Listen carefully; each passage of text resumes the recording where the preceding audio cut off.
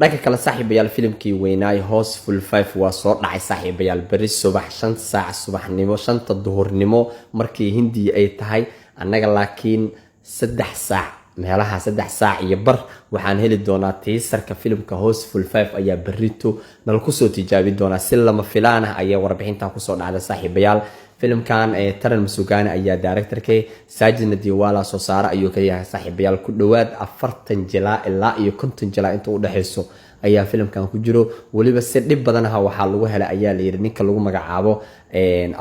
Sheikh Bajan wiilka cal dheere ayaa si dhib badan lagu helay la yiri saaxiibayaal in uu ka soo muuqdo wala yaabanaha ninkan ganacsada miya Sheikh Bajan maxaa waay wax filim meesha ku mahayabay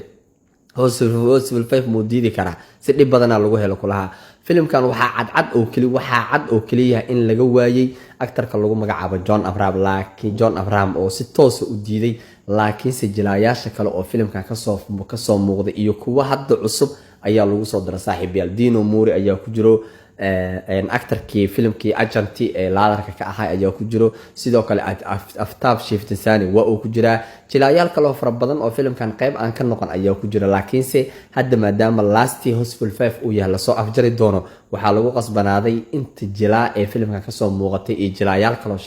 shactara oo dheeri ah in lagu soo daro saaxiibayaal marka berito 3 iyo barka subaxnimo ilaa iyo 4 subaxnimo ayaan heli doonaa teaser aan inaba caadi ahayn oo filimkan Houseful 5 laga soo deey doona saaxiibayaal marka Akshay Kumar iyo Ritesh Deshmukh berito waxay noo soo wadaan ayaan arki doonaa saaxiibayaal halkan ayaana ku falaqeyn doonaa filimkan ogaadahay daawashadiisa waa ay soo dhowdahay Bollywoodka caqabadooyinka ayaga isku 10 jeerna waa idin sheegay waligoodna tan uma ay ka baxayaan Houseful 5 kan hadda 400 oo koror ku dhawaad budgetkiisa ayaa ku baxdaa la yiri hadii cariiri uu galo oo 30 maalmood oo kaamil uu waayana hadda follow inuu noqdo ayaa laga yaabaa hadii sheekadiisa ay xumaato ama ay fiicnaato saaxiibayaal kulay 6 June ayaa filimkan la daawanaa wuxuu la yimaadana waan arki doonaa